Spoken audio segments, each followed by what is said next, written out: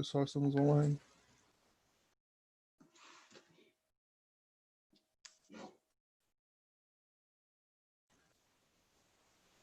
No ar. Muito boa noite, meus amigos da Algo Novo. Nós estamos começando mais um bate-papo das nossas quartas-feiras, as nossas lives, as nossas transmissões diretas, para não ficar falando live. E o tema hoje é muito instigante, muito interessante, e com pessoas que têm muita informação, muita riqueza de argumentos, e, de fato, é um tema que a gente tem que enfrentar. Quem se lembra, lá no começo da Lava Jato, havia já algumas pessoas, poucas, alertando a força-tarefa de que a forma como as coisas estavam sendo conduzidas redundaria na destruição das empresas, na destruição dos empregos, em prejuízo para o PIB brasileiro.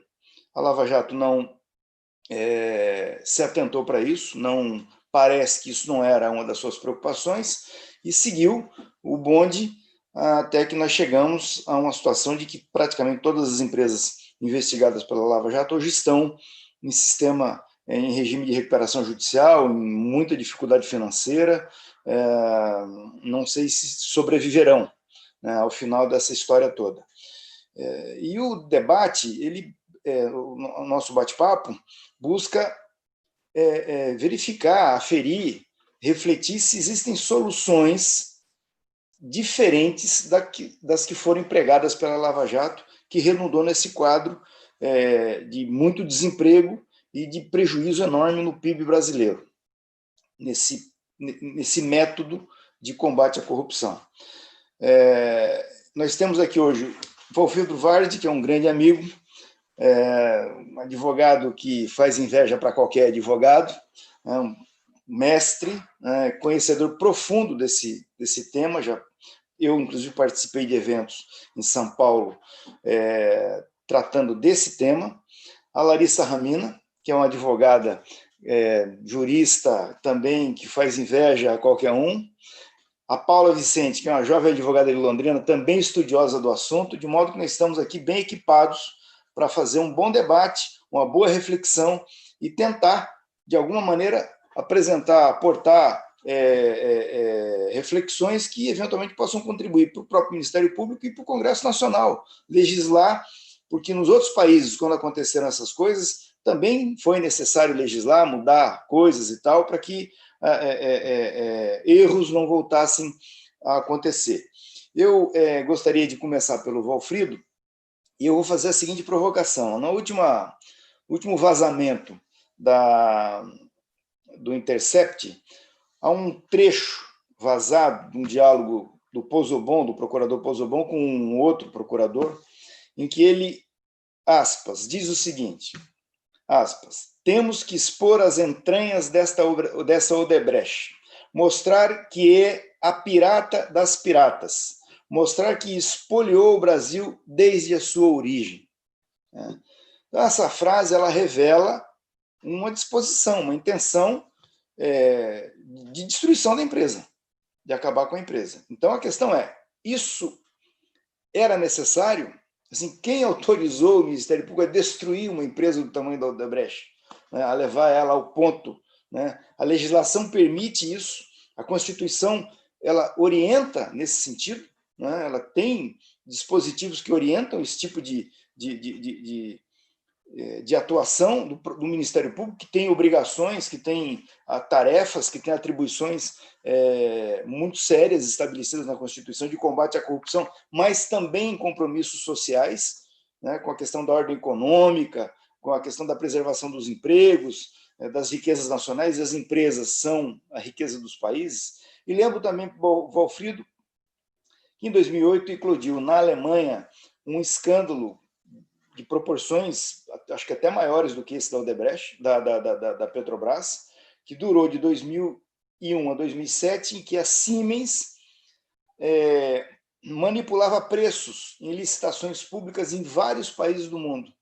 Isso foi descoberto numa investigação que partiu da própria Alemanha, depois se estendeu para os Estados Unidos, e a Siemens acabou tendo que, em função do acordo feito nos Estados Unidos comunicar a todos os países onde eventualmente ela havia atuado.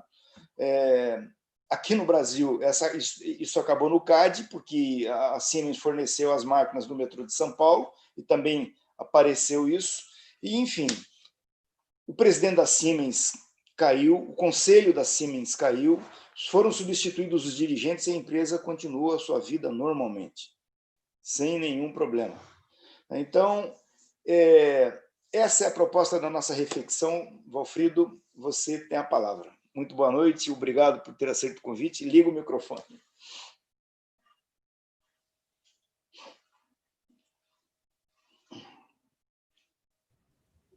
Perdão. Muito boa noite, meu amigo Luiz Carlos da Rocha. É um prazer, uma honra estar com você, ao lado das doutoras Larissa Ramina e Paula Vicente, para tratar desse assunto, que é um assunto importantíssimo para o Brasil. Importantíssimo. Porque a fala que você destaca, o excerto a que você se refere, exibe uma profunda indistinção entre empresa e a responsabilidade das empresas, de um lado, e os empresários, por assim dizer, indistintamente considerados, portanto, o controlador de sociedades e o administrador de sociedades, de outro lado. Uma profunda incapacidade de distinguir a organização empresarial dos seus membros. E essa distinção é uma distinção que está na origem do aparecimento das modernas sociedades, das modernas organizações empresariais. É uma distinção que, vale lembrar, se encontra, se nós voltarmos ao direito de matriz anglo-saxônica, lá no William Blackstone. Ele diz, olha, as corporações, as grandes companhias, elas não cometem crimes de traição, perjúrio, elas não matam. Quem o faz são as pessoas físicas, né? Elas não cometem corrupção, atos de corrupção. Portanto, a fala do procurador a que você se refere é incapaz de fazer essa distinção que está na origem do nosso direito empresarial. Não é? O nosso direito empresarial distingue claramente a companhia, a sociedade, a empresa, por assim dizer, dos seus administradores e do seu controlador. O nosso direito societário contempla todas as hipóteses de responsabilidade do controlador perante a companhia e perante os demais acionistas, assim como a responsabilidade do administrador delinquente perante a companhia e demais acionistas. Ou seja, é claro para o nosso direito que, numa hipótese de dano à administração, a companhia é vítima e os agentes, sociedade é vítima, a organização empresarial é vítima, os agentes que cometeram o ilícito serão invariavelmente o controlador abusivo e o administrador delinquente que violou seus deveres fiduciários em relação à companhia e em relação a todos aqueles que ostentam interesses que gravitam no entorno de uma empresa, de uma organização empresarial. No Brasil, desde 2015, eu alertava para o risco dessa indistinção. Desde 2015, eu, juntamente com dois amigos que você conhece bem, o professor Gilberto Bercovitch e o professor Francisco Siqueira Neto, nós apresentamos um plano de salvamento do Projeto Nacional de Infraestrutura, porque nós antevíamos que a Operação Lava Jato iria criar um problema reputacional tão grave para as chamadas empreiteiras, que era necessário, naquele momento, criar um caminho para superar esse problema. E por que isso? Nós antevíamos, por conta desse comportamento e desse entendimento ao qual você se referiu, nós antevíamos que, como as empreiteiras eram e ainda são, entes empresariais que mediam relações entre o Estado financiador e o Estado tomador de serviços, o Estado que provia recursos para financiar a infraestrutura e que tomava serviços ou que contratava concessionários de serviço público para construir e operar projetos de infraestrutura, como essas empreiteiras se relacionavam, tudo o que faziam era se relacionar com o Estado, o bruto problema cadastral que a Lava Jato causava a essas empreiteiras à medida que revelava fatos que inseriam essas empreiteiras na vida política nacional, né, como verdadeiras financiadoras da política nacional. Bom, essas revelações fariam com que as empreiteiras fossem incapazes, desde logo, de contratar com o Estado, ainda que não tivessem sido consideradas ou declaradas inidôneas, ímprobas, em processos administrativos e em processos judiciais. O mero dano cadastral, o mero dano reputacional impediria de receber prestações em contratos administrativos correntes, de participar de novas licitações e de tomar empréstimos de entes estatais e mesmo de fundos de pensão. E esse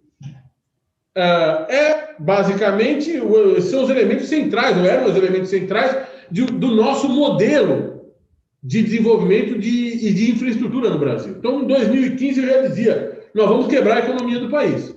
Para não fazê-lo, para evitar essa quebra, nós precisamos rapidamente criar uma força-tarefa com todos os entes que compõem o aparato de combate à corrupção no Brasil, o aparato de controle estatal brasileiro, e verificar rapidamente qual foi o dano que a Petrobras experimentou. Ela havia declarado que o seu dano, o dano experimentado, à época, declarou em balanço, eram 6 bilhões de reais.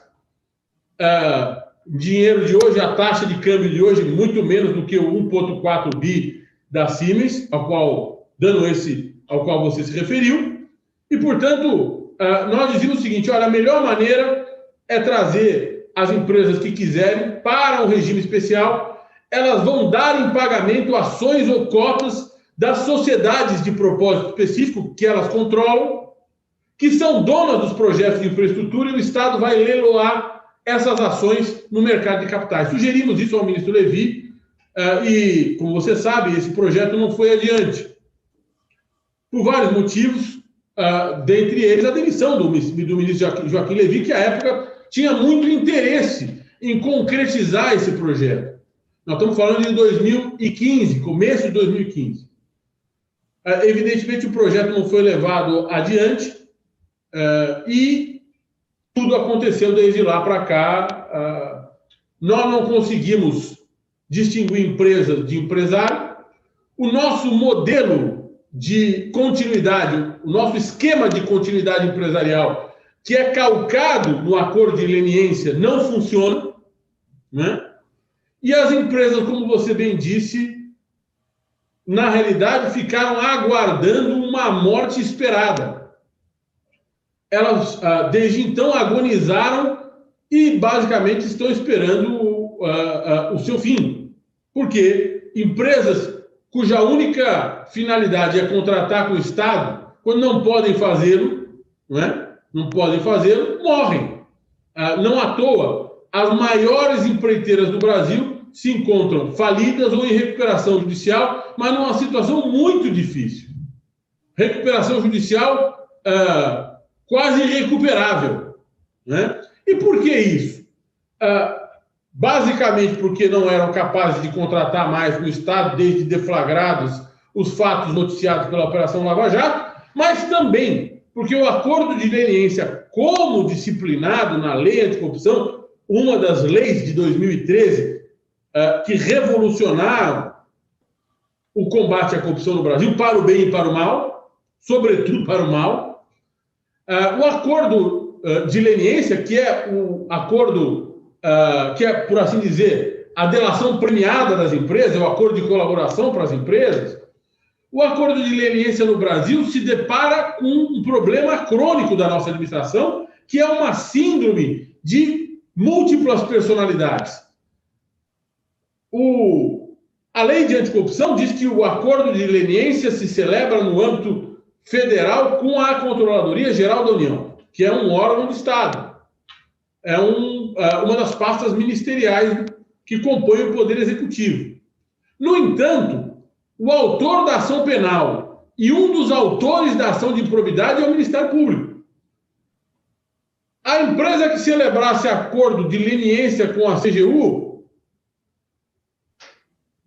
não vinculava esse acordo, não conseguia que esse acordo vinculasse o Ministério Público, que continuava movendo a ação de improbidade e a ação penal contra os dirigentes. Começa a se instaurar uma disputa por informação entre o Ministério Público Federal e a Controladoria Geral da União. Quem é que vai receber as informações no âmbito da colaboração? A CGU, ligada ao presidente da República, ou o Ministério Público Federal, supostamente isento e apartado do Executivo? Esse problema se complica na medida em que o ilícito em questão, o ato lesivo à administração, poderá ser também um ato de falseamento da concorrência, com o que se envolverá o CAD, o Conselho Administrativo de Defesa Econômica, com uma leniência, um acordo de leniência próprio. Se se tratasse de uma companhia de capital aberto, a CVM também teria competência. Posteriormente, em 2016 e 2017, foi promulgada uma lei que criou um acordo de leniência para a CVM e outro para o Banco Central. Ou seja, se fosse um banco envolvido com cartel, que tivesse ações negociadas em bolsa de valor, você teria de fazer pelo menos 3 acordos de leniência. CGU, CAD, perdão, 4. CGU, CAD, CVM e Banco Central. E o Ministério Público dizendo, se não vier a mim, esses acordos não têm efeito. O acordo da Odebrecht foi celebrado com o Ministério Público. Foi homologado pela 5ª Câmara do Ministério Público Federal, dedicada à homologação e realização de acordos de leniência, e, em seguida, não foi respeitado pela CGU. A Odebrecht vai à Justiça e o TRF da 4ª Câmara diz não, competente para o acordo de leniência é a CGU. Bom, a Odebrecht já tinha fechado acordo de leniência com o Ministério Público, teve que celebrar outro acordo de leniência com a CGU. Levar novas informações para a CGU, mas ele já tinha entregue todas para o Ministério Público. Pagar um valor a mais ali para a CGU, mas já tinha se comprometido a pagar indenização e multa ao Ministério Público Federal. E quando resolve, de alguma forma resolve com a CGU e com o Ministério Público, o TCU diz, olha, eu não aceito o valor, não aceito o método, não aceito o procedimento e ameaça não, numa tomada de contas, ameaça não convalidar o acordo da Odebrecht. Então, é evidente que empresas que tudo que fazem é contratar com o Estado, enfiadas numa tamanha esquizofrenia estatal, sem saber com quem falar, procurando eternamente o moço do outro guichê, é evidente que empresas nesse contexto vão morrer. E o curioso, meu amigo Rocha, minha querida Paula e minha querida Larissa, é que essa postura de deixar empresas morrerem deveria ser uma postura de quem é contra os regimes de produção capitalista. Teoricamente, os socialistas é que deveriam querer a morte das empresas.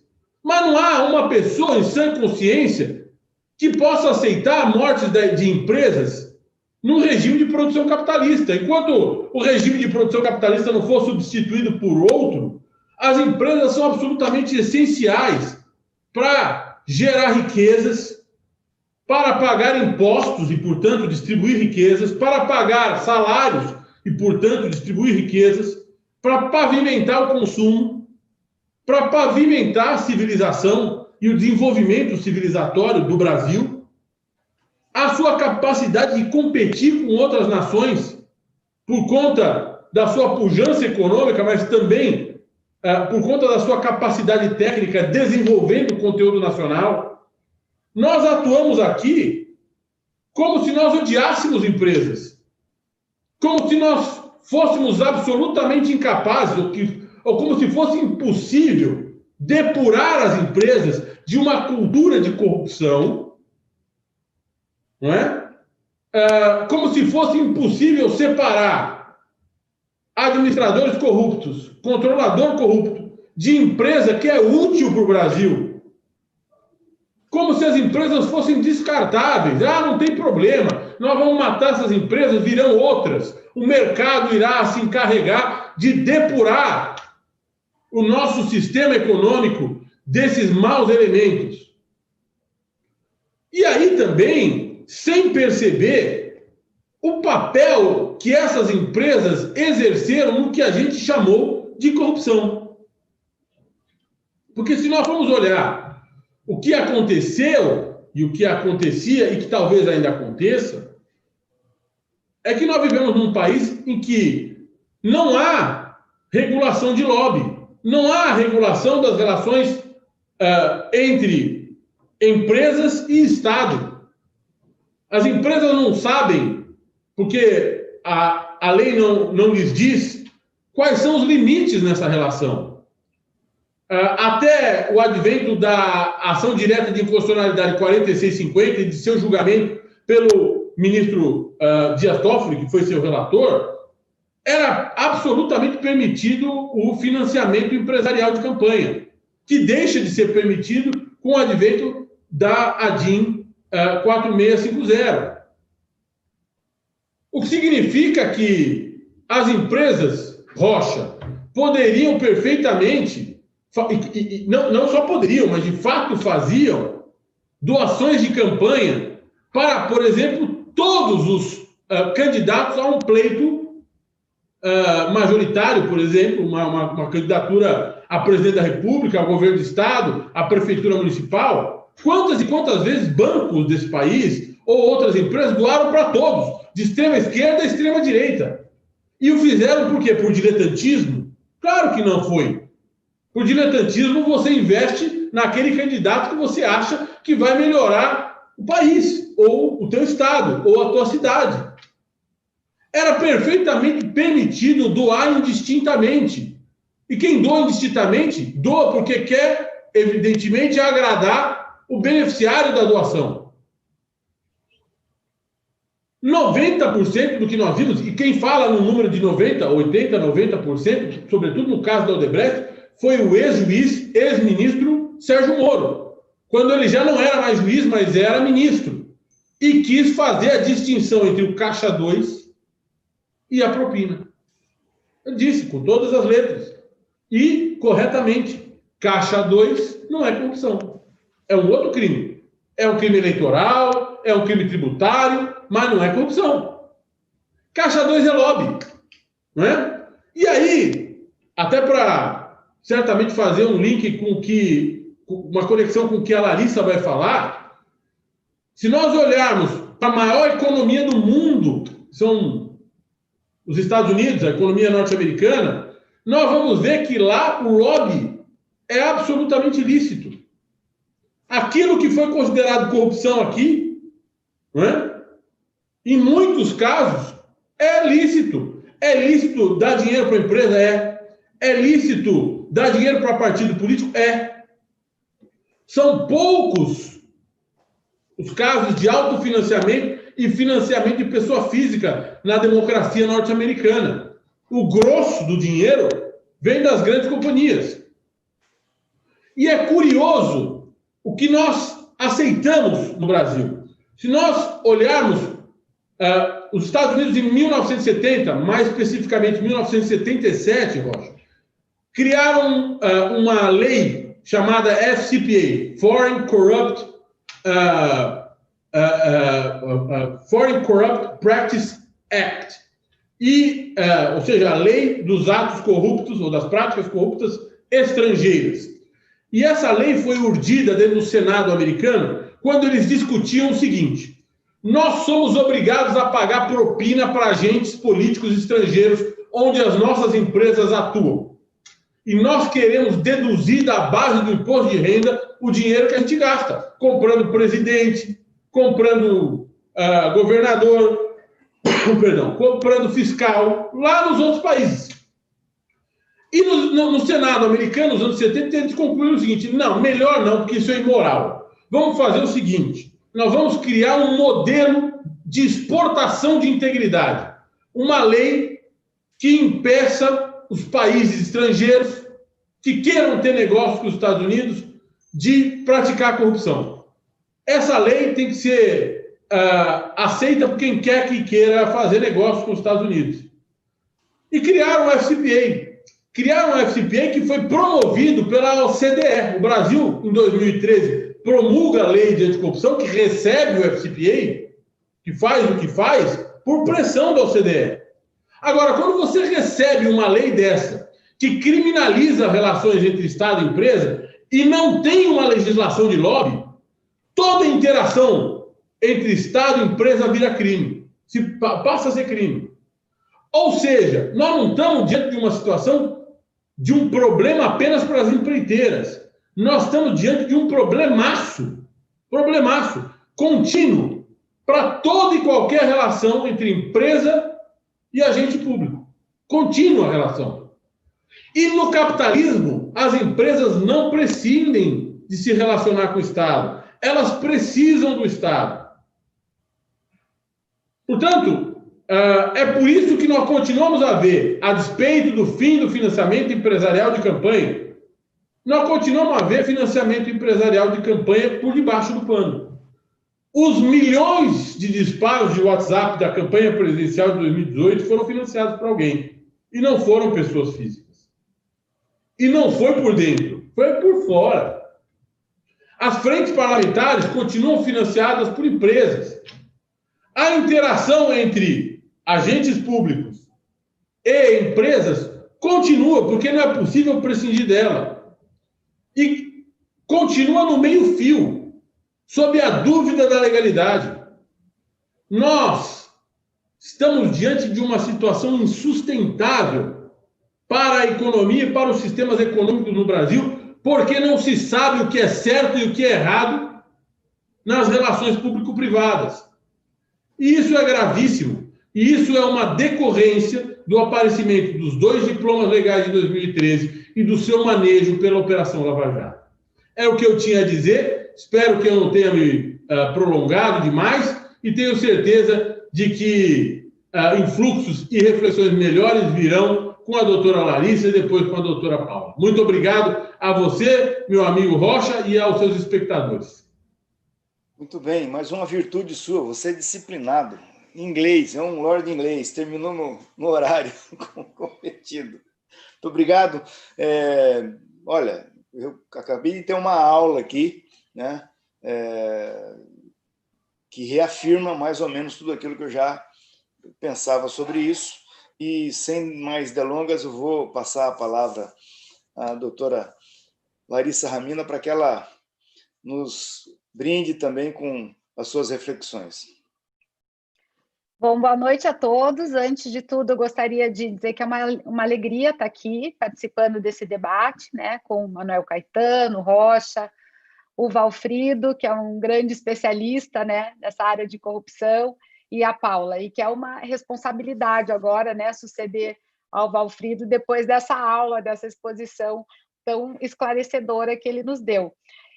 Bom, como eu sou especialista na área de direito internacional e relações internacionais, eu me propus aqui, eu não sei se eu vou conseguir, mas eu me propus a tentar desenhar um panorama internacional para tentar explicar ao nosso ouvinte o contexto internacional, e principalmente latino-americano, aonde se localiza a Operação Lava Jato, né, para a gente falar aí dessa questão de geopolítica, relações internacionais, e aí chegarmos nos efeitos econômicos, né, que é o tema dessa dessa live. Bom, primeiro eu queria começar citando um escritor que eu gosto muito, o escritor uruguaio Eduardo Galeano, que é autor daquele clássico, né, As Veias Abertas da América Latina, quando ele, há uns anos atrás, ele estava analisando um acordo militar entre a Colômbia e os Estados Unidos, certo? Como uma ofensa à dignidade e à inteligência da América Latina. E aí ele diz, na região da América Latina, a independência ainda é um projeto inacabado, né? Eu acho que é importante a gente começar com essa citação, porque realmente, fazendo essa análise que eu vou tentar fazer agora, eu acho que o grande pano de fundo, né, de todos os problemas do Brasil e da América Latina ainda é o colonialismo. Bom, eu vou voltar um pouquinho no tempo para falar da ALCA. Não sei se vocês lembram daquela proposta, né, já antiga, que data lá dos anos 90, uma proposta que veio dos Estados Unidos, de adoção da área de livre comércio das Américas, né, que seria uma espécie aí de um bloco comercial continental. E, nesse sentido, a pergunta que era feita naquela época era se interessava o Brasil comprometer-se via tratado internacional a abrir o seu mercado às poderosas corporações transnacionais estadunidenses, deixando desprotegidas as empresas nacionais e ficando impossibilitado de promover qualquer projeto nacional de desenvolvimento, o Brasil, né? E aí nós dizíamos, é claro que não. A ALCA só interessaria ao Brasil se nós tivéssemos um ganho significativo, né, em relação ao mercado estadunidense, e nas reuniões técnicas, que foram várias que se sucederam naquela época, entre os estados, né, da América Latina, ficou bastante claro que o Brasil não teria esses ganhos, né, a ponto de que valesse a pena tornar-se aí parte dessa área de livre comércio norte-americana.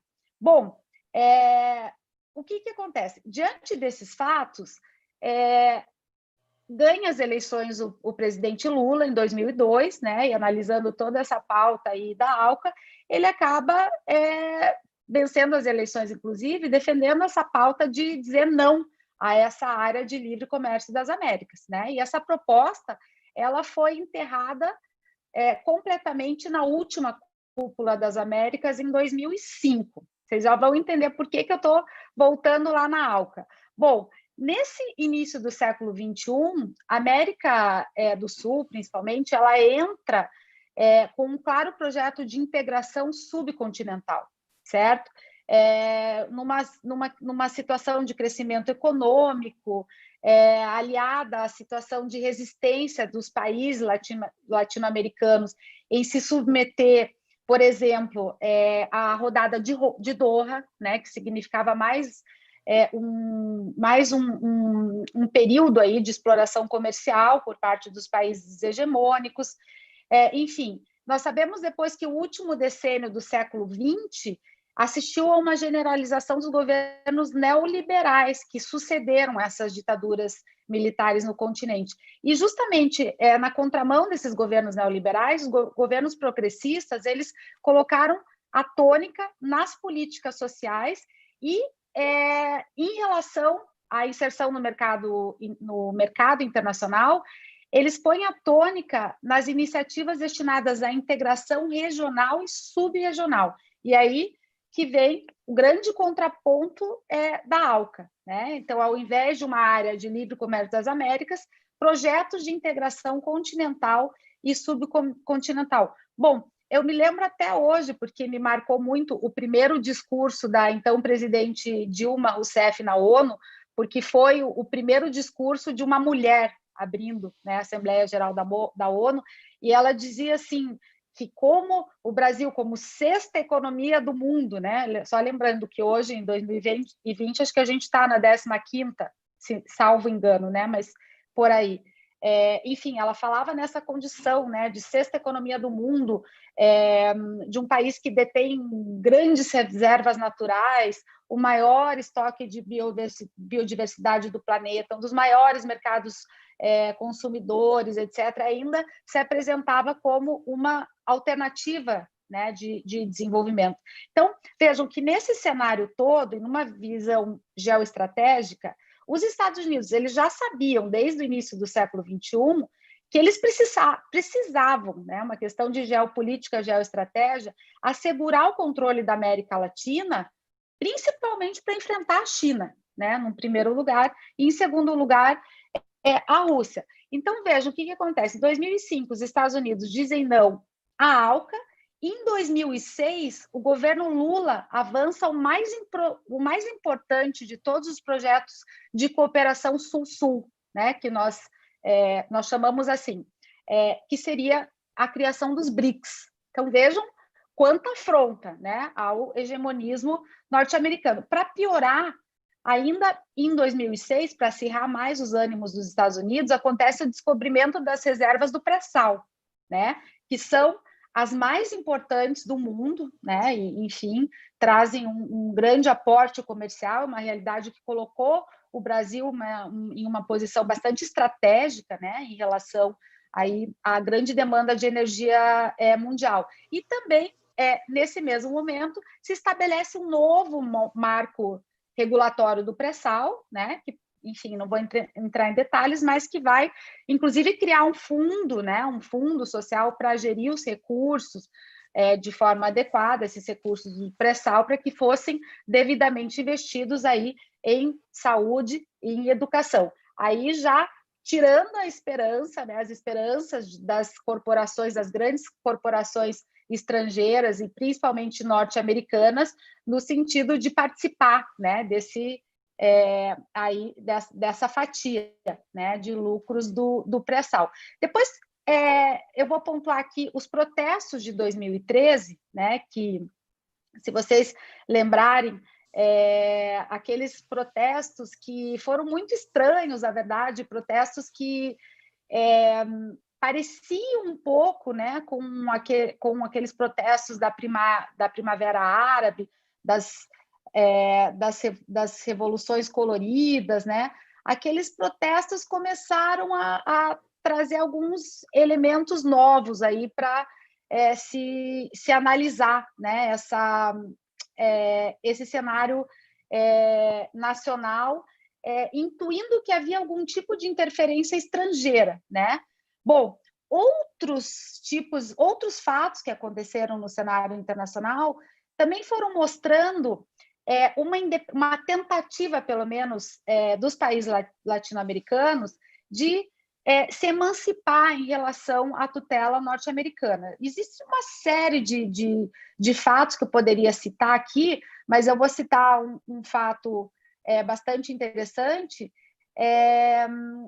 em relação ao convite, né, que os países latino-americanos fizeram a Cuba, que havia sido expulsa da OEA, certo, para reintegrar a organização, isso à revelia dos Estados Unidos, no momento em que ainda havia, né, todo um aparato de boicote, enfim, embargo contra Cuba. E sem falar em todas essas tentativas de golpes de Estado, principalmente na Venezuela, né? Voltando às manifestações de 2013, o gatilho, se vocês lembrarem, foi a insatisfação com a tarifa do transporte público em São Paulo, né? Depois vieram outras pautas que foram sendo incluídas, como o não à PEC 37, né? Que, na verdade, nós sabemos que se as bases da PEC 37 estivessem em vigência, nós não teríamos operações como a Lava Jato, né? Porque elas retiram esse poder investigatório do Ministério Público. Bom, mostrando esses fatos, aonde é que eu queria chegar? Eu queria chegar numa constatação, certo? Que os Estados Unidos tinham um grande interesse de manter a sua influência decisiva em relação aos países da América Latina e principalmente em relação ao gigante brasileiro, certo? Então, a partir já faz muito tempo, foram sendo traçadas novas estratégias, certo? Novas estratégias não militares para tentar chegar a esse objetivo estadunidense, né? E aí que eu gostaria de introduzir um termo que vocês conhecem, que é o neologismo lawfare, né? Que é uma contração das palavras law, quer dizer direito, e warfare, quer dizer guerra, né? Em inglês.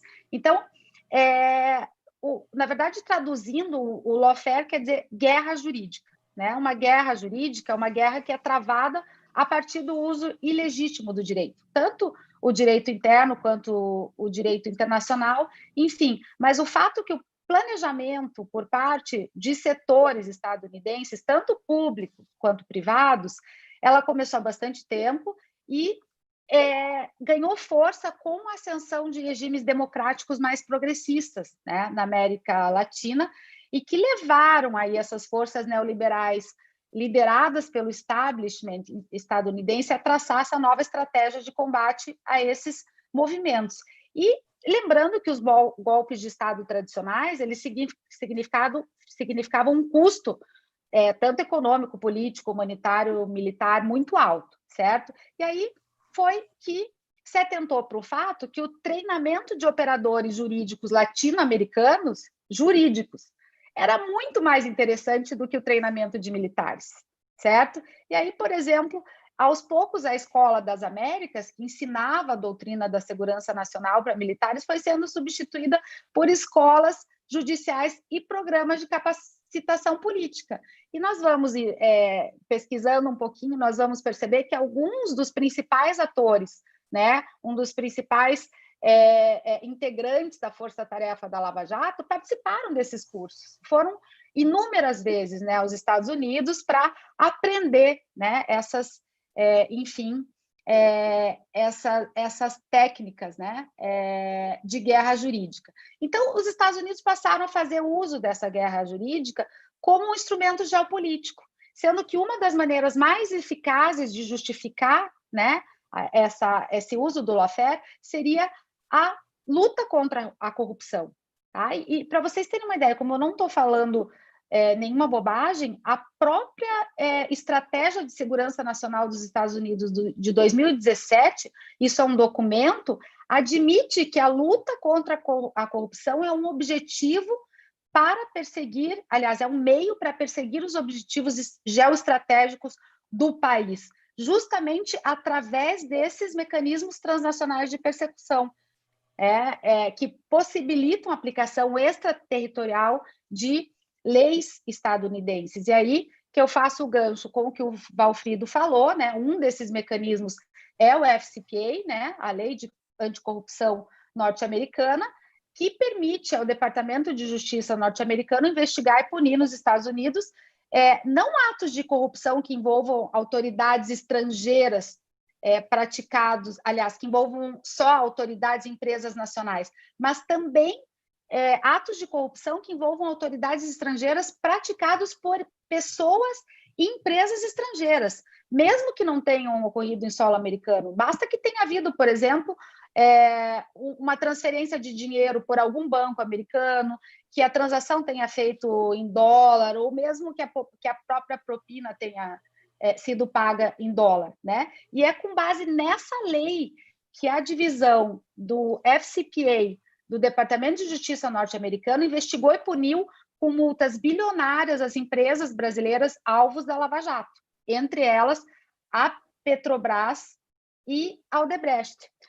Então, vejam, um exame desses casos de lawfare no Brasil, em outros países da América Latina, deixa claro que esse combate à corrupção é o combate à corrupção seletiva, estrutural, do progressismo latino-americano, né? Não é qualquer corrupção que está sendo debatida aqui. Até porque, como já salientou o Valfrido, se de fato o objetivo fosse combater a corrupção, então investigar-se-ia aqueles que são responsáveis pela corrupção, que deveriam, consequentemente, ser punidos, mas não se chegaria à destruição completa, né, das empresas que foram alvo da Lava Jato. Então, por isso que eu digo que é impossível entender essa Operação Lava Jato isolada desse contexto geopolítico, né, e geoeconômico latino-americano, porque, pelo menos é uma suspeita que nós temos, ainda não temos assim provas contundentes sobre isso, mas parece que ela está inserida numa estratégia que é continental, tá? Porque a gente vê casos parecidos acontecendo em outros países latino-americanos e principalmente na Bolívia. A Bolívia agora está passando pelo... É o caso mais escandaloso de lawfare, né, de todos aí, mas nós temos exemplos tanto no Equador, na Argentina, na Colômbia e em outros países, né?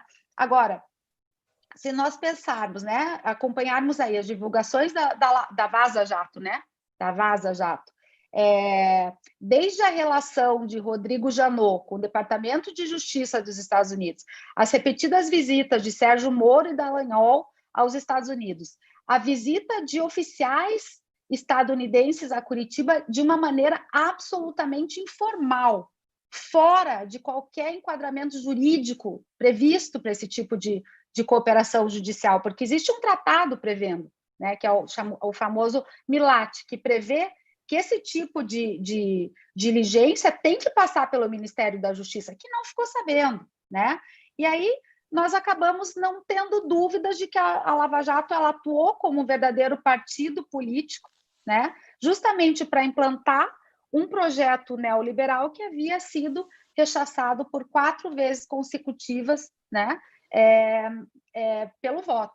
Bom, aí a gente pode voltar, né, ao golpe de 2016, e nós podemos, estudando um pouco essas estratégias golpistas, né, na América Latina, nós vamos ver que o golpe de 2016, ele foi um aperfeiçoamento do golpe que aconteceu em Honduras, em 2009, depois esse mesmo golpe ele foi aprimorado no Paraguai em 2011, né, e chegaram ao Brasil de uma forma assim mais sofisticada, né? Então não há dúvidas de que houve no Brasil um golpe, é claro que um golpe de Estado de novo tipo, né? A partir da articulação entre a grande mídia, né? E principalmente setores do grande capital internacional e nacional. Então há aí uma interferência estrangeira muito forte. O parlamento brasileiro, a maioria pelo menos, segmentos do Poder Judiciário e do Ministério Público, né? Então, a conclusão que a gente chega, fazendo essa análise muito rápida, é que o lawfare ele figura hoje como um dos principais instrumentos do imperialismo estadunidense para manter o controle sobre os países da América Latina. E é claro, quando a gente fala de imperialismo, né, as pessoas começam a torcer o nariz e dizer, nossa, mas que conversa mais atrasada, né? Falar de colonialismo. Mas o próprio Zaffaroni, que anda publicando vários textos, né? Várias análises da situação atual de lawfare na América Latina, ele mesmo fala que se a gente tirar tirar a máscara de todos esses processos aí de lawfare, né? A gente vai ver que o mundo está sofrendo um totalitarismo, que nesse caso é um totalitarismo financeiro, que pratica uma nova forma de colonialismo que nós podemos chamar de colonialismo tardio ou tardo-colonialismo. E é por isso que eu citei o Eduardo Galeano no início da minha fala, né, para realmente lembrar e colocar essa pauta em discussão, que o projeto de independência da América Latina é um projeto inacabado, né? E aí, usando o Zaffaroni mesmo, ele diz que esse totalitarismo, né, ele não está escrito lá em Mein Kampf, né, na obra do Hitler, mas nas obras de Milton Friedrich e von Hayek, né, nos autores ultraliberais. Bom, então tudo isso para dizer que existe uma articulação internacional muito evidente por trás da Lava Jato, muito além das questões ligadas ao processo penal. Quero dizer, a Lava Jato não só acabou com as garantias do processo penal, mas muito mais que isso. A Lava Jato, ela violou tratados internacionais, né? Enfim, esse novo vazamento aí citado no início pelo Manuel Caetano, né, só mostra que desde o começo, né, um dos objetivos era destruir a Odebrecht.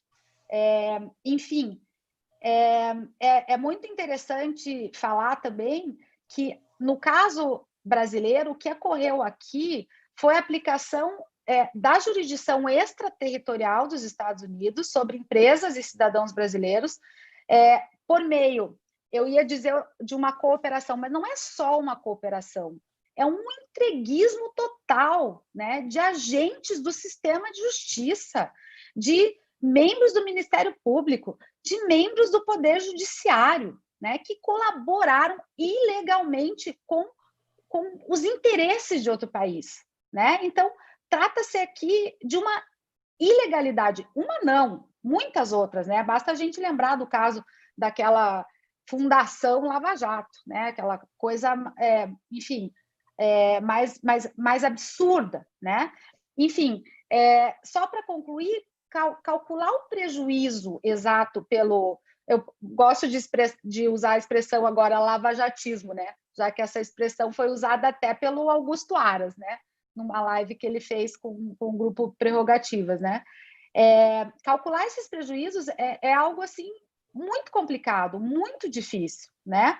Porque o que a gente tem que colocar nessa conta? Além da destruição da Petrobras, da Odebrecht, né, e de toda a cadeia produtiva da indústria da construção civil, da indústria energética, da exploração de petróleo. Nós temos que colocar na conta o processo de privatização da Caixa Econômica, as ameaças à Eletrobras, né? Agora, a gente não pode esquecer que a Lava Jato viabilizou a eleição de um presidente de extrema-direita fascista. Eu, pelo menos, acho que tem razão aqueles que o chamam de genocida, né? Genocida, que promove a destruição ambiental, enfim, que viola tratados internacionais, que permite o genocídio da população indígena, o extermínio da população negra, a perseguição, né, à população LGBTI, a misoginia, né, que resulta em altíssimas taxas de feminicídio. Tudo isso deve compor os prejuízos, né, causados pela Lava Jato. E há outras perdas, né, na área de educação, da saúde. Como que a gente vai falar desses valores, né? Quanto que vale a Amazônia? Quanto que vale a cultura? Quanto que vale a imagem internacional do Brasil, que foi destruída nesse último ano? Destruída, uma imagem que levou mais de um século para ser construída, foi arrasada, né, por esse governo. Quanto valem as mais de 100 mil vidas perdidas por essa gestão criminosa da pandemia? Quanto vale a soberania do Brasil? E aqui eu acho que está a questão mais importante. Quanto vale a soberania, né? Quanto vale a soberania de uma nação ajoelhada, vejam, de forma voluntária, diante de interesses e da jurisdição extraterritorial estadunidense, né? Isso custa muito caro. A gente já está vendo aí o recuo em acordos de comércio, veja aí o acordo Mercosul-União Europeia, né? Aí a negativa de alguns projetos do Brasil, como a entrada na OCDE, que já está fadada à frustração, enfim, cancelamentos de compras, né, no setor pecuário por parte da China, uma série de outras coisas, né? Há muitos elementos que devem ser colocados nessa conta de quais são os prejuízos da Lava Jato. Destruição de todas as políticas públicas relacionadas à preservação da memória, né? Quando o presidente elogia torturadores, né? Enfim, a gestão da pandemia, que eu acho que nem de longe se trata assim, de uma má gestão. Não é isso. É uma política deliberada, certo? Deliberada. É um negacionismo. É uma política que visa, inclusive pela via legislativa, obstaculizar as medidas de combate à prevenção de Covid. Ou seja, que viabiliza esse extermínio da população, esse extermínio criminoso da população, né? Então, há um plano para impedir uma resposta eficiente dos estados da federação à pandemia. Enfim, presidente que já tem mais de 50 denúncias, ou melhor, demandas internacionais, que nem sempre se chamam denúncias, em órgãos internacionais, inclusive no Tribunal Penal Internacional, certo? Então, para fechar, que agora deu o meu tempo, eu diria o seguinte, que, em síntese, o grande prejuízo da Lava Jato é o bolsonarismo e todas as consequências, porque eu não canso de fazer coro aos membros das entidades que eu componho, a ABJD, o Grupo Prerrogativas, de que o bolsonarismo é filho do lavajatismo, né? Portanto, toda essa desgraça que a gente está vivendo, né? Incluindo aí, já que nós estamos falando de consequências econômicas, né? Incluindo essa desgraça econômica que nós estamos vivendo, é fruto direto do lavajatismo. Então, nós vamos levar muito tempo para fazer essa conta, para saber quanto, né, exatamente, qual é o prejuízo que essa Operação Lava Jato causou ao patrimônio brasileiro e à soberania do Brasil. Acho que seria isso, desculpe aí eu me alongar. Obrigada pela atenção de vocês. Obrigado, Larissa, muito bom, as reflexões são inspiradoras. Doutora Paula Vicente, por favor, tem a palavra. Que responsabilidade. Eu queria agradecer primeiro o convite do Rocha, falar que é uma honra estar aqui com o Valfrido e principalmente uma honra estar escutando a Larissa, que mulher. Então, vou fazer um apanhado aqui, né, que vamos falar das consequências econômicas. E como bem disse a Larissa, as consequências vão muito além das consequências econômicas, né? A gente está vivendo uma situação nunca antes imaginada.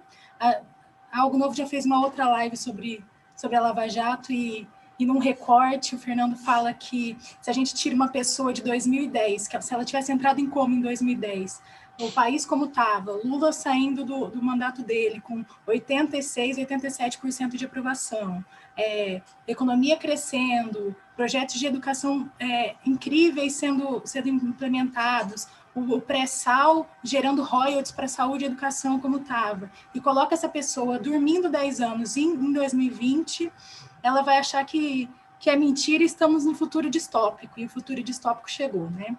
E ele chegou por conta da Lava Jato também, né? Aí ela muito bem falou, a Larissa, quando nos lembrou lá das jornadas de junho, onde se elegeu um inimigo, né? A ida do povo para a rua, primeiro pelos 20 centavos, e depois a direita, a extrema-direita, só foi tomando aquela pauta para si, se elegeu um inimigo comum, e quando se elege um inimigo comum, que é o corrupto, e quem é o corrupto? E em que sistema capitalista não existe corrupção, né? E aí a história era vamos acabar com a corrupção, e veio a Lava Jato e nadou de braçada na história de acabar com a corrupção a qualquer custo. E a que custo, né? Quando ataca as empresas, e principalmente as empreiteiras desse país, ela gerou diretamente 4 milhões de desempregados. E 4 milhões de desempregados geram, em média, 3 vezes mais, né? Então, temos 12 milhões de desempregados por conta da destruição das nossas empreiteiras, e da indústria naval, e da construção civil, enfim, que era o que gerava esse país, né? O serviço que gerava esse país. E aí, realmente, não temos como mensurar esse prejuízo. E aí, eu já vou fazer uma pergunta aqui para a Larissa. A economia caindo, o desemprego caindo, o consumo declinando, a gente culmina com o golpe de 16 e a deposição da presidenta Dilma.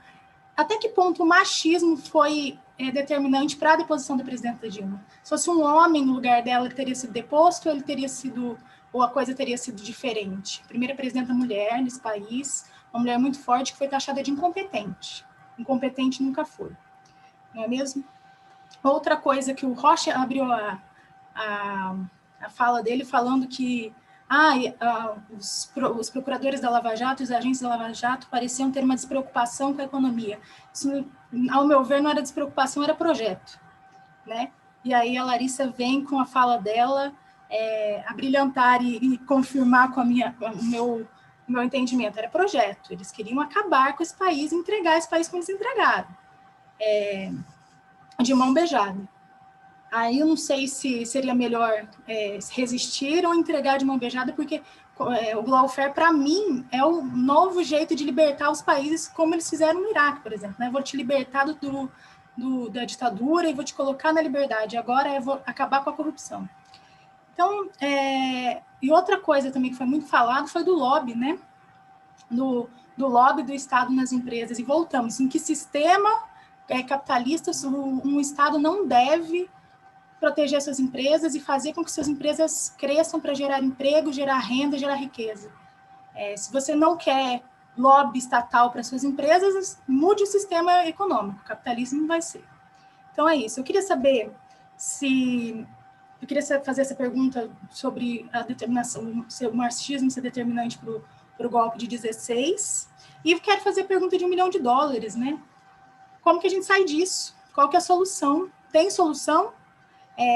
O Brasil, a imagem do Brasil internacionalmente, a economia que já, agora, lógico, eles vão colocar a culpa na pandemia, né? Mas é porque a pandemia acabou com a economia. Foi o auxílio de R$600 que acabou com as contas públicas e por isso a gente está numa crise econômica tão ferrenha, mas a crise já vinha galopante desde antes da pandemia. Então, qual é a solução? Jogo para vocês a pergunta de $1 milhão, qual é a solução que a gente faz para sair disso? E se tem solução, e se tem, quanto tempo demora? Obrigada. Obrigado, Paula. Antes da sequência, estou aqui sendo cobrado pela Bela, para lembrar que os nossos amigos têm que se inscrever no canal do YouTube da Algo Novo, além da inscrição, curtir lá, né, e ajudar a aumentar a nossa audiência. Valfrido, você recomende aí para os seus amigos o canal do YouTube da Algo Novo na hora que você puder. Paula, Larissa, Ramina. Eu queria, antes de avançar nas perguntas que a Paula traçou, eu tenho um livro que eu gosto de citar muito, que é esse livro aqui, A Invenção da Natureza. A Invenção da Natureza conta um pouco da vida do Alexander von Humboldt. Ele ficou 5 anos na América Latina, entre 1797 até 1801. Ele ficou aqui na Venezuela, naquela região toda ali, pesquisando a natureza, e depois, na ida, ele passa pelos Estados Unidos, e ele conhece o Thomas Jefferson, que era o 3º presidente americano, um dos fundadores, e conheceu intimamente também além do Thomas Jefferson, o que seguiu o Thomas Jefferson na presidência, já vou me lembrar.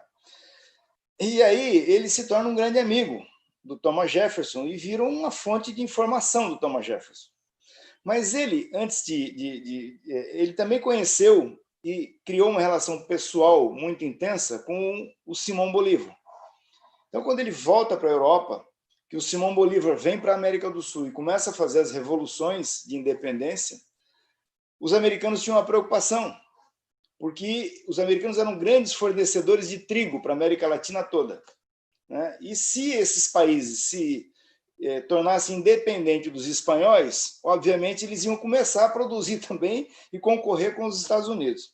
Então, o livro tem um trecho que eu queria ler rapidamente aqui para vocês, que cabe nessa discussão de gente que fica achando que não tem coisa de mão de americano por trás das coisas. Então, que acha que isso é teoria da conspiração, como se os americanos não fossem, quiçá, os seres mais competentes em matéria de geopolítica depois dos romanos que o planeta já produziu, né? Então é o seguinte, ele diz, a autora do livro, à medida que as revoluções se desenrolavam, o ex-presidente dos Estados Unidos, Thomas Jefferson, bombardeou Humboldt de perguntas. Se os revolucionários tivessem êxito, que tipo de governo estabeleceriam?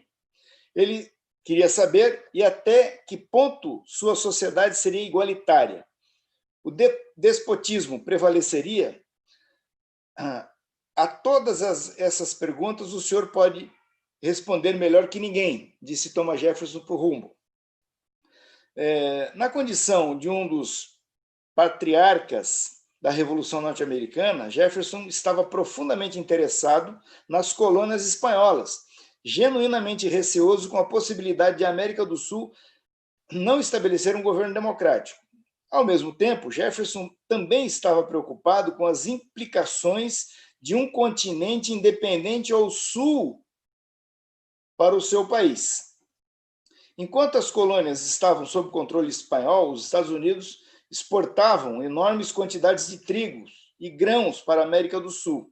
Mas assim que virassem as costas para as lavouras de exportação coloniais, sua produção e seu comércio rivalizariam com os nossos, disse Jefferson ao ministro da Espanha em Washington. Então é o seguinte, estou falando aqui de eventos havidos no final do século XVIII, começo do século XIX, para ver como é antiga a preocupação dos americanos com a América Latina, né? Então, de fato, eu queria passar a palavra para vocês, primeiro para o Valfrido, seguissem desenvolvendo, porque a pergunta que a Paula faz é terrível, né? Como nós vamos sair dessa, né? Democraticamente. Valfrido. Muito bom, muito obrigado, Rocha, primeiro pela oportunidade de ouvir a Larissa e as ponderações brilhantes, ponderações dela, e agradeço também a Paula pela pergunta e a você também. Eu acho que a solução dos problemas brasileiros passa, primeiro, por projeto. Nós não encontramos no Brasil hoje projeto de país. Nós não encontramos no Brasil, basicamente, atores políticos que deem atenção suficiente a ideias que são, mais das vezes, ideias complexas, não é? Ideias produzidas no seio da sociedade organizada, sobretudo nos setores de educação, nas universidades, mas também nos think tanks, são poucos no Brasil, mas começam a crescer, na comunidade empresarial, nos movimentos sociais. Nós não estamos dando atenção suficiente, dando voz e transformando em produto político projetos para o país, para a economia, para a educação, para a moradia, para a cultura, não é? Para a defesa.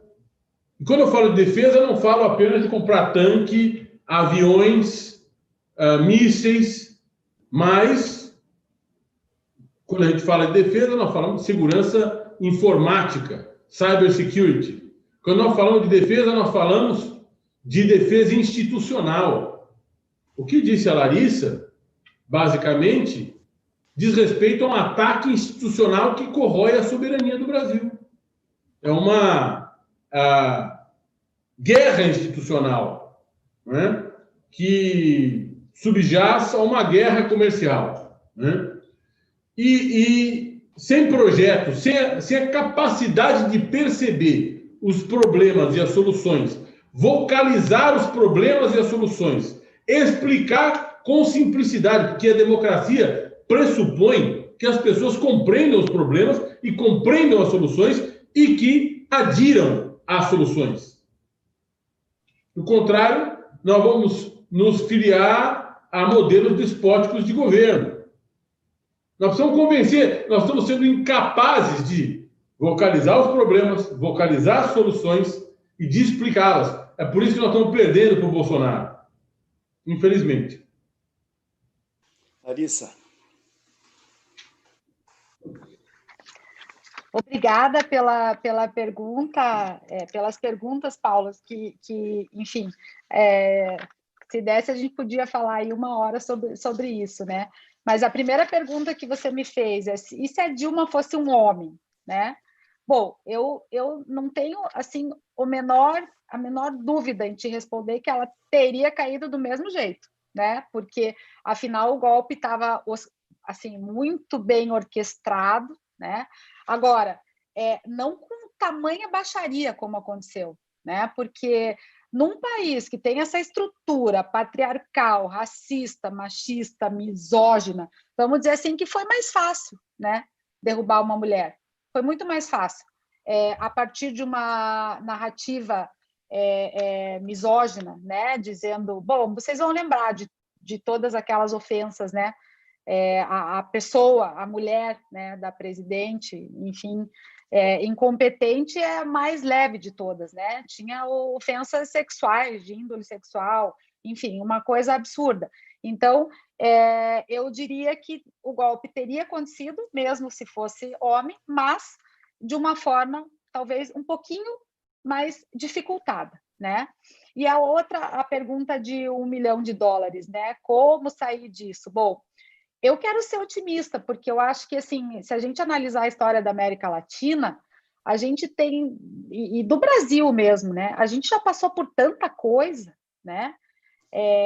Que eu quero achar que a gente vai, enfim, que nós somos, nós temos condições de nos reerguer, né? Mas para que isso aconteça, primeiro, acho que a gente tem que estudar muito profundamente e entender, né? Entender todo esse contexto, né? E os mecanismos que viabilizaram a aplicação dessa estratégia de guerra híbrida. Eu não usei ainda essa expressão, mas a guerra híbrida, ela tem vários elementos, né, de guerra. Um dos elementos é a guerra jurídica, mas tem, por exemplo, a guerra midiática, né? A mídia foi um componente essencial nesse processo todo. Então, nós temos que entender esses mecanismos, né? Como que o país ficou tão vulnerável, né? Nós temos que entender. Então, qualquer tipo de resposta passa por essa compreensão, né? E é muito importante aí, como disse o Rocha, não é teoria da conspiração, né? É conspiração mesmo, é conspiração. O Celso Amorim, ele falou isso outro dia numa live. É conspiração, não... enfim, aqueles que acusam a gente, né, quando começamos a falar de imperialismo, colonialismo, esse povo é maluco, né? Teoria da conspiração. Não é, foi conspiração, né? Nós não temos governo, né? Como diz o Valfrido, e eu concordo profundamente, absolutamente com ele. Nós não temos governo, nós temos desgoverno. Então, claro, se a gente não tem governo, a gente não tem projeto. Nós temos um vácuo. Ou melhor, alguns vão dizer com razão que o projeto é não ter projeto, né? Então, assim, nesse contexto, né, com esse governo que abriu mão de uma forma vergonhosa, constrangedora da nossa soberania, né, para se ajoelhar a interesses estrangeiros, né, em que, claro que há uma, pelo menos para mim isso está muito claro, uma ofensiva internacional que visa implantar esse totalitarismo capitalista, que inclusive já prescinde da democracia, nós sabemos, né? Nesse contexto, eu acho que é impossível, né? Acho que vocês vão concordar comigo. Nós temos aí que, enfim, fazer a nossa parte enquanto advogados, né? Vocês sabem que tem mais de 50, parece que 56 pedidos de impeachment, né, contra o Bolsonaro. Não é possível, isso quer dizer alguma coisa, né? Nós temos aí novas eleições, enfim, se é que ele vai terminar o mandato, enfim, nós temos que, antes de qualquer coisa, virar o jogo, né? Porque esse presidente de extrema-direita, ele não está aí. Eu até concordo com os analistas que dizem que o Jair Bolsonaro é um dano colateral, né? Porque, na verdade, o projeto de poder era a direita, não a extrema-direita, né? Mas como a direita não tinha condições, enfim, veio no bolo, né, a extrema-direita. Então, acho que a gente tem que começar a ir se preocupando, né, ou no impeachment desse presidente, ou aí nas próximas eleições. Mas vamos ser otimistas, a gente tem condições, sim, de reverter o jogo. Vai ser difícil, né? Vai ser difícil porque o desmonte é muito grande, mas eu acredito nessa possibilidade. Larissa, tem antes de passar a palavra para Paula, uma pergunta aqui da Tânia. Quem fez os cursos promovidos pelo FMI, como o Moro, não conseguiu identificar o interesse dos Estados Unidos pela destruição da nossa soberania? Lógico, eu imagino que os americanos não ensinem isso no curso deles, né? Não revelem as intenções deles. Mas quem vai fazer o curso, obviamente, não sendo americano, tem que ficar esperto. Enfim, é difícil, né, Rocha? Eu não sei, eu acho que o Sérgio Moro, ele, como é que eu vou dizer? Ele não é muito preparado, né, enquanto jurista. Enfim, há muita gente que pensa dessa mesma maneira. Mas também não acho que ele é burro, né, que ele ignora totalmente todo esse processo, né, de lawfare, enfim. Eu acho, na verdade, que a posição dele é uma posição de subserviência absoluta, né? É um pouco aquela coisa, os sociólogos vão entender, vão saber explicar isso melhor, né? Aquelas pessoas que têm a mentalidade colonizada, né? Que acham que tudo que é brasileiro é ruim e que nós temos que seguir os passos da potência hegemônica, que tudo que é americano é melhor, enfim, que os americanos querem para o Brasil é o melhor para o Brasil, enfim, um pouco do que as elites, né, nacionais, latino-americanas e brasileira principalmente pensa, né? Enfim, eu só posso falar agora, lembrando desse fato absurdo, né? Que eu até escrevi um artigo hoje sobre isso, desse dossiê que o Eduardo Bolsonaro entrega para a embaixada norte-americana com nome de pessoas que enfim, teriam integrado aqueles movimentos, né, movimento antifascista, que fizeram manifestações. Gente, o que é isso? Cadê a soberania? Né? Eu não consigo entender, mas eu acho que não é assim ignorância. Eu acho que é realmente o fato de assumir aquela posição de subalternidade, né, e achar que nós somos inferiores e que os Estados Unidos e os nacionais estadunidenses estão numa condição de superioridade à nossa. Só pode ser isso. Paula. Eu fiz a pergunta, eu não sei como resolver, mas eu sei como não resolver. Não é taxando livro, né? Não é taxando a indústria editorial. Então, é assim, a gente está vivendo um momento muito tenebroso e muito sombrio, ao meu ver. Mas há esperança, como a Larissa disse, o lavajatismo já está sendo desmascarado, né? O STF já declarou inválidos ou nulos as delações do Palocci. A gente tem um caminho aí jurídico para que muitas ações e muitas das ações da Lava Jato sejam invalidadas e mostradas como realmente foram. Eu queria lembrar que ele não só destruiu a vida de pessoas pelo desemprego ou pela crise econômica, mas ele destruiu vidas de verdade, né? A Lava Jato fez o reitor da UFSC se suicidar por um mandado de busca e apreensão, que depois se demonstrou não ter nada, e aí você leva uma pessoa ao suicídio, porque não aguenta a vergonha que aquilo traz. As pessoas não gostam de falar isso, mas a dona Marisa morreu pela pressão que a Lava Jato fez nela e na família e a exposição que aquilo teve. Então, não é só uma consequência macro, né? A gente tem uma consequência direta na vida das pessoas. E isso tem que ser cuidado, isso tem que ser avaliado, a gente tem que estudar daqui para frente. Eu espero que eu passe a ensinar ou a contar como não fazer o mal que a Lava Jato fez para esse país e para a vida das pessoas como um todo, né? E sim, sigamos com esperança de que a gente consiga vencer, virar o jogo democraticamente, né, Rocha? Como bem disse o Rocha, democraticamente virar o jogo. Obrigada. Bom, vamos aí para as considerações finais, para encerrar.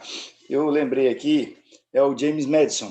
O Humboldt, ele foi amigo do Bolívar, do Thomas Jefferson, do James Madison, e também acho que, depois que ele foi para a Europa, ele acabou convivendo lá com o Benjamin Franklin também, e antes com o John Adams. Mas, de qualquer maneira, isso mostra que, de fato, os americanos não estão desconectados, eles estão muito conectados, tem base militar no mundo inteiro, né? E aí, retomando a fala do Valfrido, para que ele faça as considerações finais, os americanos se reúnem no Congresso, votam uma lei, né, que sai orientando a Organização Mundial do Comércio, por exemplo, e o nosso Congresso Nacional vai e aprova leis que, na verdade, vão atender os interesses da lei que foi votada no Congresso americano. O que o nosso Congresso tem que fazer daqui para frente? Primeiro, para que essas coisas não aconteçam assim, né, como vem acontecendo. E segundo, você falou na tua exposição que já existe na nossa estrutura legislativa mecanismos para que o que aconteceu com o Odebrecht, eu digo que aconteceu, não a corrupção, porque a corrupção vai estar por aí, por isso que a gente tem que cuidar desse outro aspecto. O que fazer para que, havendo corrupção em alguma empresa daqui para frente, ela não seja despedaçada como foram as empresas da construção pesada no Brasil? Muito bom, vou tentar ser breve, para não tomar demais o tempo da Larissa e da Paula.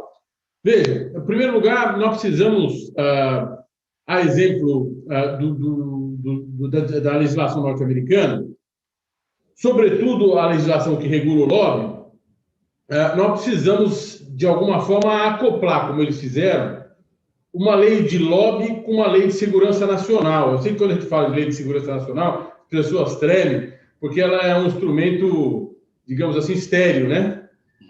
Mas nos Estados Unidos, uma nação estrangeira pode fazer lobby no Congresso americano. Não sei se os seus espectadores sabem, mas pode.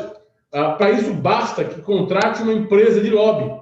Essa empresa de lobby, que é absolutamente legal, é um prestador de serviço, normalmente uma empresa de lobby está acoplada a um escritório de advocacia e, ao contratar essa empresa de lobby, deve dizer exatamente qual a lei que gostaria, qual o ato legislativo que gostaria que fosse passado no Congresso americano, que fosse aprovado pelo Congresso americano e com que características. Ou seja, o lobista deve informar ao Senado, à Câmara dos Deputados e, eventualmente, a órgãos de inteligência qual é a sua função a serviço daquela nação estrangeira que tem relações com os Estados Unidos e que deseja que os Estados Unidos a beneficiem de uma determinada maneira.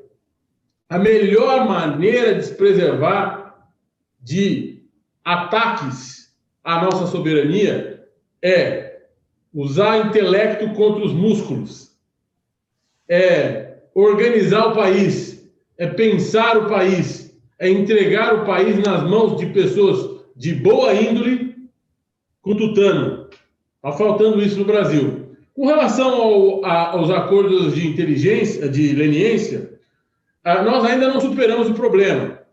Você deve ter assistido, querido Rocha, na televisão, esse embate sobre o acordo que foi mediado pelo Supremo Tribunal Federal, especialmente pelo seu presidente à época, há 2 semanas atrás, ainda não deixou a presidência, não passou a presidência, o ministro Dias Toffoli.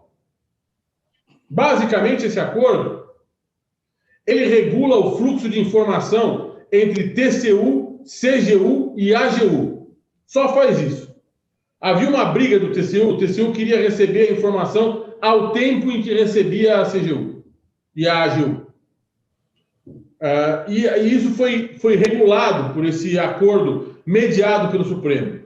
Ao contrário do que disseram representantes do Ministério Público, esse acordo não altera a lei. Ele não afasta as prerrogativas e competências do Ministério Público postas na Constituição Federal, nem de outros entes da administração. E, portanto, ele não resolve o problema, porque nós não temos que afastar nenhum dos órgãos, nós temos que trazer todos para debaixo de um guichê único. A empresa tem que falar com um guichê único, onde tem assento todos esses: Ministério Público, CGU, AGU, TCU, CAD, CVM, Banco Central, todos eles. Do contrário, é impossível fazer acordo de leniência. Se não for possível fazer acordo de leniência, as empresas vão continuar quebrando. A nossa economia é uma economia em frangalhos e altamente vulnerável. Altamente vulnerável.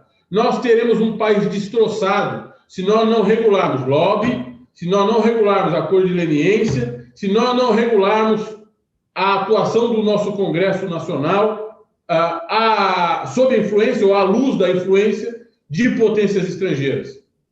Infelizmente, eu não vejo no futuro próximo nada disso acontecendo. Bom, você fala aí que não vê possibilidade disso acontecer e que essa negociação, essa tentativa de negociação à vida sob a coordenação do STF não vai dar resultado. Não seria o caso do Congresso Nacional legislar e impor isso a esses órgãos? Certamente. Na realidade, não é que eu disse que não vai dar resultado, ela melhora o fluxo de informação, ela resolve alguns problemas, o acordo que foi celebrado, tá? Mas não resolve o grande problema, que é fazer acordo na CGU e o Ministério Público não respeitar o acordo. Ou fazer no Ministério Público e a CGU não respeitar o acordo e o CAD não respeitar. Esse problema não está resolvido e só será resolvido com uma intervenção legislativa.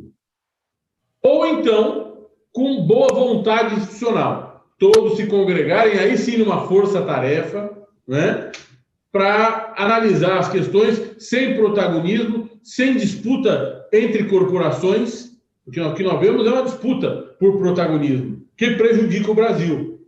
Falta dizer isso nos grandes meios de comunicação.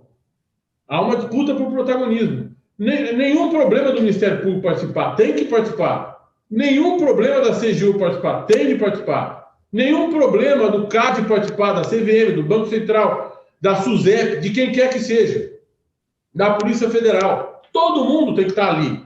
Nós precisamos de um órgão que congregue em si política nacional de combate à corrupção. Porque, do contrário, nós teremos um juiz de primeiro grau fazendo política de combate à corrupção e, pior, fazendo política eleitoral.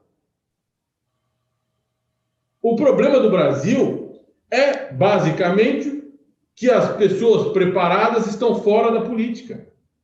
Porque elas veem na política dinâmicas odiosas. Relacionamento com pessoas nocivas. É isso. Ok. Muitíssimo obrigado, Alfredo. Foi um prazer imenso tê-lo aqui. Prazer todo meu. Doutora Larissa Ramina. Bom, para encerrar, eu só queria complementar, né, aquela pergunta de $1 milhão, né? Como que a gente faz para sair disso? E na esteira do que muito bem colocou o Valfrido, né? Eu disse que nós temos que compreender o que está acontecendo, o que aconteceu, o que está acontecendo, certo? Para poder atacar, né? Impedir que isso volte a acontecer. Mas uma coisa que o Valfrido falou, e ele tem toda a razão, e aí eu gostaria de concluir nesse sentido, é que nós temos que revisar a nossa legislação anticorrupção, né? Enfim, toda essa legislação que permite, de uma forma assim, escancarada, a aplicação extraterritorial de legislação estrangeira, né? Isso é o principal de tudo. E eu acho que, aí bem, falando do Valfrido novamente, você que é um grande especialista, né, nessa área de corrupção, aí tem que se pensar formas, né, enfim, de fazer com que uma nova legislação adotada ela crie obstáculos, né, para a aplicação dessa legislação extraterritorial, que, claro, sempre vai ser prejudicial ao interesse nacional. E eu ia comentar que outros países, para citar a França, já se deram conta, né, da aplicação extraterritorial, inclusive dessa lei anticorrupção dos Estados Unidos, né, e que foi justamente a aplicação dessa legislação que quebrou algumas empresas francesas, e estão propondo, né, nesse sentido, os franceses, a adoção de um novo marco legislativo, né, para justamente impedir que ocorra essa extraterritorialidade que é sempre nociva para os interesses nacionais. E eu queria dizer, então, Valfrido, que foi uma honra participar aqui desse debate contigo, Tá? Queria agradecer a Paula, né, enfim, pelas perguntas, pela participação, ao Rochinha, ao Manuel Caetano, pelo convite, e dizer que eu estou sempre aberta para discutir esses temas. Isso virou quase uma obsessão para mim, né? Eu fiz tudo isso o tempo inteiro, porque a gente tem uma dificuldade, né? Estuda e não consegue entender, sempre aparece uma coisa nova, enfim, e a gente ainda vai descobrir muita coisa, né? Que ainda vai aparecer aí por meio desses vazamentos. Então, muito obrigada e boa noite a todos. Boa noite. Legal. Bom, vamos lá. Eu queria agradecer o Valfrido, Larissa, Paula, muitíssimo obrigado pelo tempo que vocês nos entregaram aqui. Eu diria para você que a mim superou muito as expectativas, porque esse é um tema que nós estamos entrando agora nele, na sociedade brasileira. Dias atrás, eu estava no carro e ouvi um comentarista da Band News, sujeito bem lavajatista, né, reclamando da conduta da Lava Jato quanto às nossas empresas por conta dessa iniciativa do STF de fazer esse acordo, de regular a questão da leniência e tal, certo? Que a posição do Ministério Público Federal estava atrapalhando o país, né? Porque estava impedindo que se encontrasse uma solução para um problema que está aí insolúvel, que é de, vamos dizer assim, dar um caminho único para as empresas embarcarem e cuidar da vida, né? Eu falei, bom, o tempo passa, né, e as coisas acontecem. Quanto tempo nós demoramos para saber que o embaixador americano interferiu em 31 de março de 64, né? Que os americanos estavam bem por trás de tudo aquilo. Enfim, vamos indo. Eu quero agradecer muito a vocês, quero convidar a todos os nossos parceiros que entrem lá no canal do YouTube, se inscrevam, curtam, e toda quarta-feira às 19 horas, impreterivelmente, nós estamos aqui sempre com um tema novo, com convidados novos, ou eu, Manuel Caetano, ou alguém do grupo coordenando e tentando, do jeito que a gente pode, colaborar para que o Brasil saia dessa confusão que ele está. Então, muito obrigado. Um grande abraço. Eu peço só a vocês que permaneçam por aí por mais uns 20 segundos até os técnicos desligarem todos os fios. Um grande abraço. Foi um prazer imenso revê-lo, Alfredo. Larissa, você também, Paula. Vamos passando essa pandemia, a gente se encontra. Um abraço. Obrigada, Se Deus quiser. Tchau. Tchau, tchau.